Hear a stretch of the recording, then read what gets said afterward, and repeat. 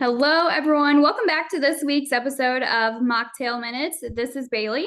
And this is Brianna. And we have Gannon back on the podcast today. Gannon, you want to say hi?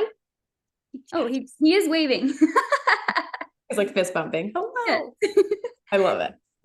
Today, I am drinking strawberry limeade, just ingredients, just the flavored water. It's not an electrolyte. It's a fun drink. That's it. Nice. I'm doing a recess again. Tropical bliss. Oh, I like that can. I know. Isn't it pretty? Very summer. I like them because they have magnesium. And there's not a ton, but there's a good amount.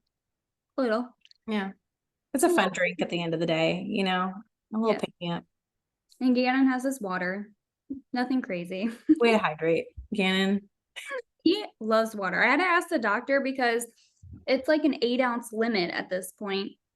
But when he's a year, it goes up to like 32 ounces. I was like, that's a big jump. 1 month. And so I asked him, like, can he have more? Like, he loves water. He takes my cup all the time. He chugs it out of his own cup. Yeah. And he eats all of his food. And she's like, yeah. So it's probably to make sure that they're not drinking mostly water and not like formula or milk or food. Yeah. But kidney wise, it's good. That's what I was worried about. Like if it was going to be too hard on his kidneys, but that's fine. You're right. It's to make sure he's like getting enough to eat, and boy doesn't miss a meal. That's for sure. I mean, it's so good that you looked into that. I don't think I even remember ever looking into that. I'm a psychopath. I look up everything. Oh my God. I like looked at that. I'm like, oh my God, I should have done that. Mm-hmm. Or like when he's teething, the things that I've given him, like we did the Camilla drops and I found this essential oil roll-on thing. Mm-hmm. So I gave it to him. I did it on myself because I wanted to know like what it did. And it does in fact numb you up a little bit in there. That's kind of nice. Yeah. I would try like all of the baby food, all the everything. Yeah. People thought I was so weird. Like, oh, anything that I've given him, I've tried for myself. Yeah. Cause like if you don't like it. Mm-hmm. Yeah. He's like, thank you. Today, I guess let's get into the episode. We are talking a dietitian's bare minimums. So we were thinking about like, should we do this like a level 2, level up? But really, I think we're going to do a dietitian's bare minimum. So aka what our own bare minimums are. We actually did not even discuss this prior to the episode because I think it'll be helpful just to see how our answers, I would assume they're going to vary. Yeah. Because everyone's minimums are going to vary a little bit. Oh yeah. I know. I'm excited for this actually. So where should we? Oh. Are you okay? Too much of a water jug. You'll check it too hard. Yes. Okay. So I can start.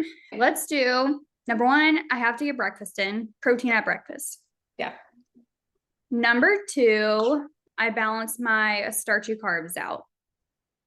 And I think that's super important because like, especially like you're going out to eat, you're on the run, like it's super easy just to like carb heavy hit all day or just like do carbs all day long. Yeah. So I really focus to balance it out. And I don't stress as much about how many to include in the day, but I'm just like mindful about each meal, I would say. And more of those talking the bare minimums. Next thing I would say hydration. I make sure to for sure get 60 ounces in. That's my minimum. And I would say steps. Bare minimum steps, I do 7,000. Yeah. This is good. We have similar ones. Okay. Are those all your bare minimums? I think so. See, that's where I get into the weeds. I'm like, this is my bare minimum, and I have like 12 things. I'm like, but then that's not a bare minimum. That's kind of how like priority lists go for me. Where I'm like, I have all these priorities. I'm like, that's not a priority. That's just a whole list. I do that too, but I like to have like multiple things to think about. But it's why I don't use a habit tracker because I'll put like 1,700 things on it, and then that's not the point of tracking habits. For me, bare minimum has to be protein, like a high protein breakfast, like whether I'm traveling, whether I'm at home, whether it doesn't, I have to have a high protein breakfast. I feel like it sets the mood for the whole day. And it really like impacts my hunger for the whole day too. So protein minimum. As far as nutrition goes, fiber, what I try to do is Again, it's great. I try to make sure I have fiber at every meal. And so that's usually how, like, I won't stress about my carbs too much, but I'll think like, okay, whatever carb I'm having at my meal, it has to be like some sort of high fiber. So sometimes my meals don't make sense, right? I'm like eating something random and then I have like a handful of blueberries, but I'm just thinking if I have fiber at every meal, cool. I'm killing it on the minimum front. And then I would say steps is also mine because I feel like it's so easy to not be able to work out, especially when things are crazy or something comes up. But I feel like I can always get steps in.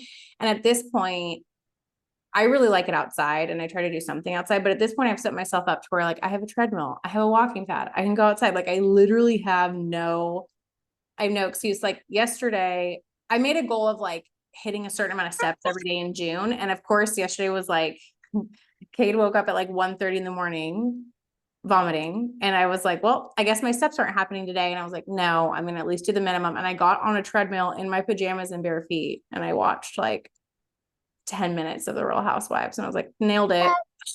This is not something I achieve every day, but sleep, I really try to make sure I'm getting like more than 6 hours of sleep. I definitely think the goal should be way more, but I'm like not well if I don't sleep. Yeah. And I get that. And that, so I would say that used to honestly be my bare minimum. The reason why I don't classify that with my bare minimums right now is because I mean, sometimes there's nothing I can do about it. Like Dan's teething, I can't do anything about him being awake. Mhm. But, you know, I still try and focus on habits that will give me better sleep. Yeah. So it's like scrolling on my phone. I'm not going to be on my phone because I want to get that good deep sleep. If I'm on my phone before I go to bed, I'm not getting that deep sleep. And so I do try and like set myself up for habits to get like the best out of that. And that's where too, I don't do strength training as my Yeah. as my bare minimum because there are some days where again it's nothing that I did, but I'm sitting on 6 hours of sleep. And I still want to move my body because if I keep moving, that's actually going to help my sleep the next night. So then I kind of adjusted of, okay, didn't get great sleep, no strength training, but we're going to definitely get them steps in. Yeah. Yeah. And I think like that's a good thing to bring up because seasons of life are going to change your bare minimum. And your bare minimum, you guys, is literally things you're like, I have to cling to this for like my sanity. And I'm holding myself accountable to this so I can keep moving forward. And it's okay to change those. Like mine would not have been sleep like 4 years ago. Absolutely not. Like I would have been just setting myself up for failure. So thinking like I can adjust these things. I feel like something else, like we can talk about, like we should hit on stress just because I feel like we talk about stress so much. Something I've been doing recently is like bare minimum. If I'm having a really stressful day, I'm really, really mindful of my phone and caffeine. That's a good Which point. is hard because like when you're stressed, you want to like, look at your phone, you want a little happy drink. So that's two things that like lately I've been like, no, if I'm already so stressed out, I'm gonna do this. Mm-hmm. I Yeah. like how Janet's agreeing with you. I know. He's like, yeah, girl, you're killing it with He's fiber like, and stress management. uh-huh. Mhm. Yeah, good idea. Yeah.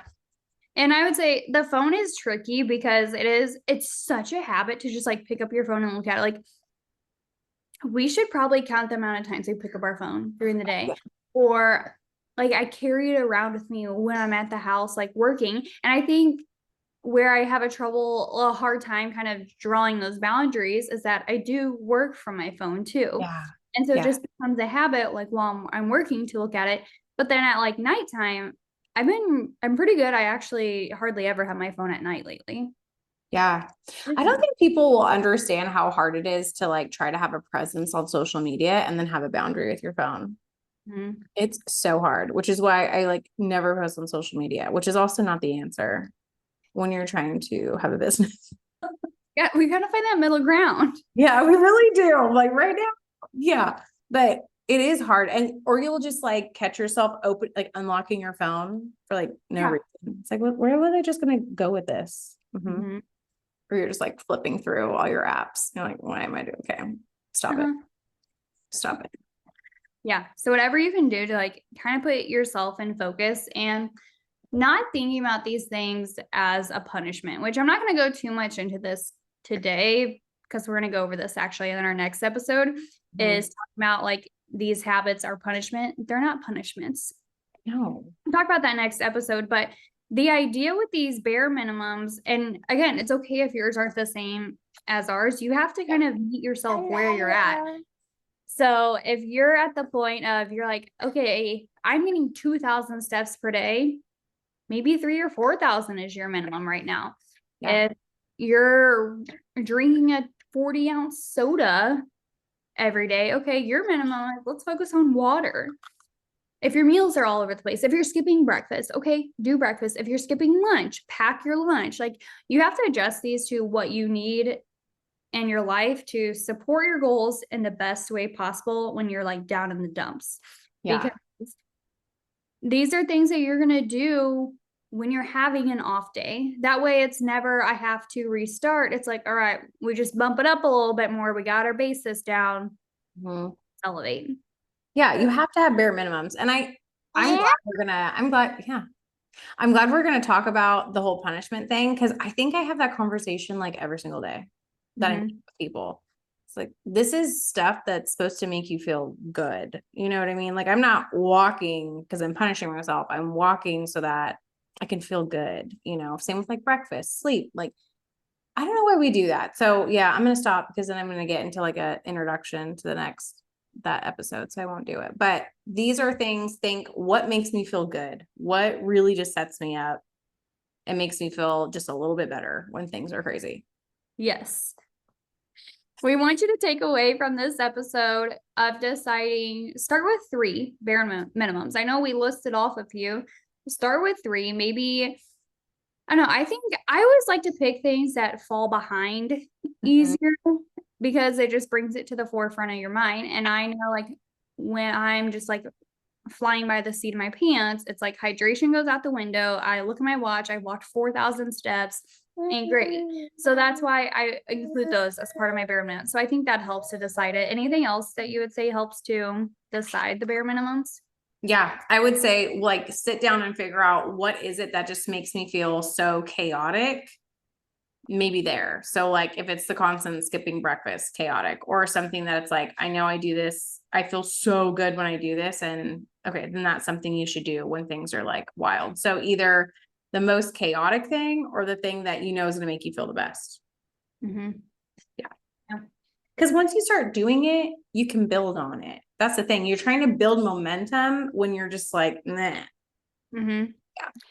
Yes. And a lot of these things, they become so easy where you don't have to think about them. So, and that's where I guess I necessarily don't think of like protein necessarily as a bare minimum because I'm so used to just always having protein. I don't really have to think about it.